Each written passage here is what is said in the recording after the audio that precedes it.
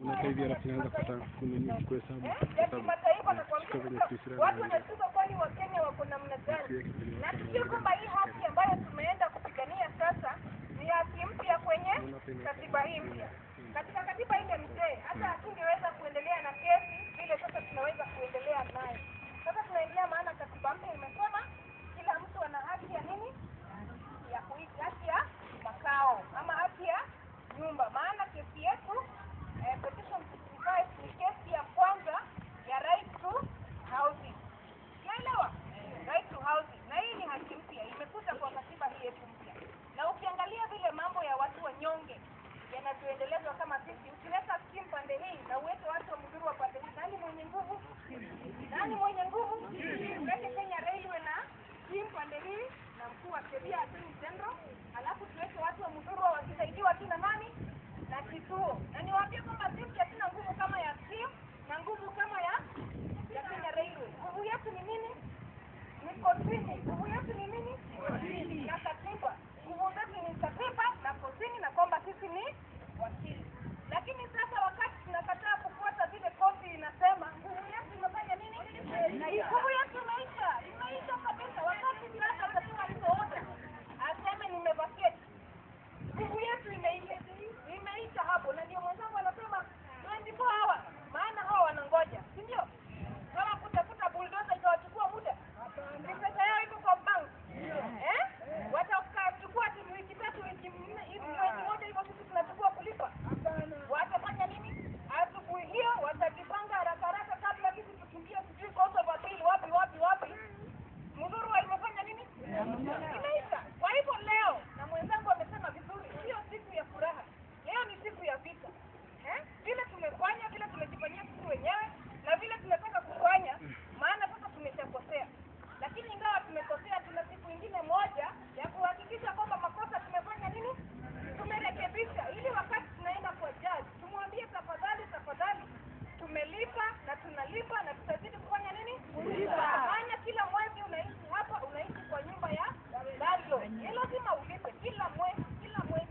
Na kuna wengine wanasema ati nyumba bado zitabomolewa. Hiyo nayo ni kesi nyingine. Hiyo tutajua baada ya kesi kufanya nini? Kuisha. Lakini kwa sasa koti ilikuwa inasema nyumba zisibomolewe. Na niwaambie wakati tulienda kotini mara ya kwanza ndio tupate hiyo order, tulikuwa tumeitisha order ya maji. Mnakumbuka? Tulikuwa tumesema kwamba tupewe order ya maji kabisa na serikali. Yule judge wa kwanza alikuwa ni Judge Musinga. Hata yeye alisema wateja hawa hawalipi nyumba, hawawezi kupata nini? Maji. Hawawezi kupata nini? Maji. Na naona hatukuona hiyo warning. Hatukuona warning kwamba judge alisema, nikiangalia rekodi sioni kwamba hawa wakazi wanalipa nyumba, na unajua ule landlord analipa maji na ile rent ambayo tumelipa. Kwa hivyo judge akasema kama hamlipi nyumba, mimi sioni haja ya kuwarudishia maji. Lakini nikiangalia katiba ninaona kwamba mna haki ya makao, kwa hivyo wacha ni kwamishe kubomolewa mpaka wakati kesi itaisha. Sasa tayari judge mmoja alikuwa sawa na hatufanyi nini? Hebu tuseme kwa nguvu. Hatufanyi nini? Judge alikuwa sawa na hivyo. Sasa huyu ni judge wa pili amekuja akaona huku sasa ni nini? What is this now? Judge anasema sasa ule wa kwanza kama tungekuwa tumeonyesha tunalipa, alikuwa anaonekana ni kama angesema pia maji irudishwe.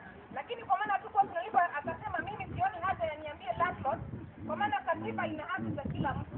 Ina haki za landlord na ina haki za wakaazi.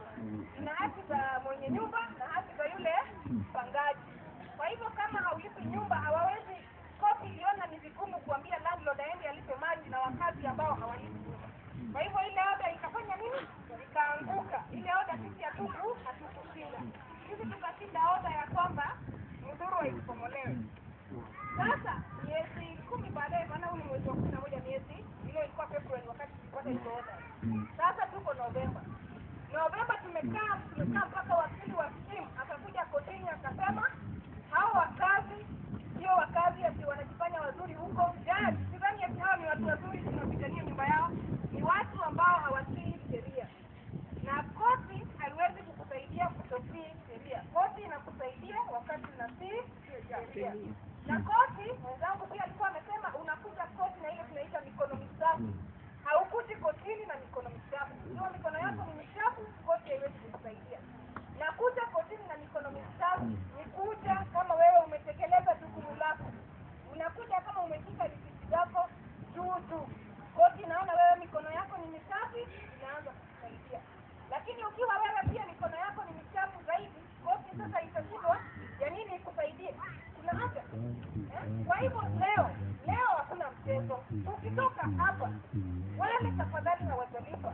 pia tunataka marisiti za kila mtu.